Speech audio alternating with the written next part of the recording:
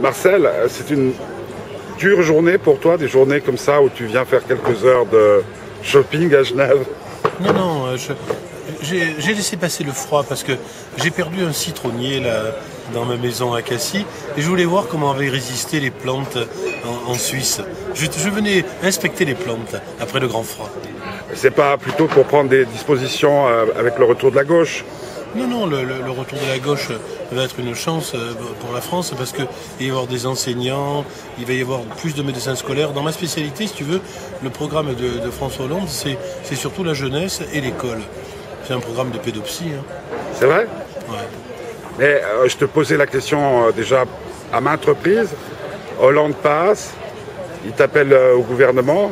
Ah non, oh là là. Il dit quoi? Non, non, je vais te dire, pédopsychiatre, c'est un CDI. Ministre, c'est un CDD. Hein. Non, t'aurais pas ton rôle.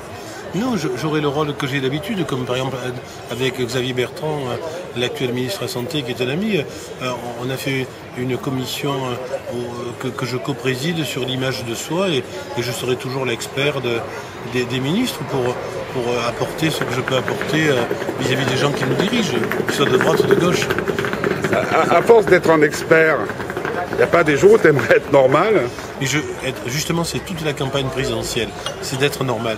Mais moi j'ai une névrose infantile active depuis que je suis tout petit et je ne sais pas curable.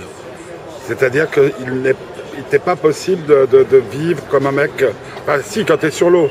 Ah, quand je suis sur le bateau, bravo pour ta mémoire. Quand je suis sur le bateau et que je pêche des thons dans les limites interdites des zones italiennes, là je suis normal, quoi. Je suis un Marseillais qui navigue à la voile en zone italienne. Mais c'est vrai que la pathologie, si tu veux, le plaisir aussi de rencontrer des gens en souffrance est quand même assez singulier. Ça me construit aussi la clinique, la rencontre avec les gens et la normalité. Je vois peu de gens normaux, en tout cas quand je les vois, j'essaie de ne pas les aggraver, quoi. J'ai une question que je t'ai posée aussi assez souvent, mais comme ça varie avec le temps, est-ce que tu pourrais me donner ta définition aujourd'hui de l'espoir? Oh, l'espoir, c'est vraiment ne pas être triste, tu vois.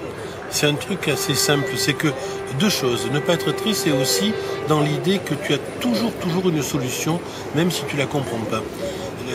Une interprétation est toujours possible, un sens est toujours possible à donner à une situation que tu ne comprends pas. Quand je remonte chez moi à Cassis, en quittant l'hôpital souvent le soir, je m'arrête souvent pour voir le coucher de soleil, les îles de Pomègue et Ratonneau, tout l'archipel des Goudes avec les beaux couchers de soleil.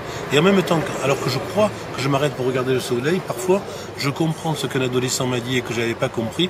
À ce moment-là, je lui téléphone, je lui dis écoute, excuse-moi, j'ai pas compris notre rencontre tout à l'heure. Voilà ce que je viens de comprendre. Et l'adolescent au bout du fil me dit il était temps. C'est ça. L'espoir, c'est ça. Ouais, l'espoir, c'est qu'il y a toujours une signification. Toujours une signification à tout. Le pire n'est jamais décevant, disait Lelouch. Ouais, mais l'histoire, le drame, le fait divers, bien sûr que c'est terrible, mais le délirant rentre ici la notion de hasard aussi. Mais on peut passer à travers les gouttes du hasard toute sa vie.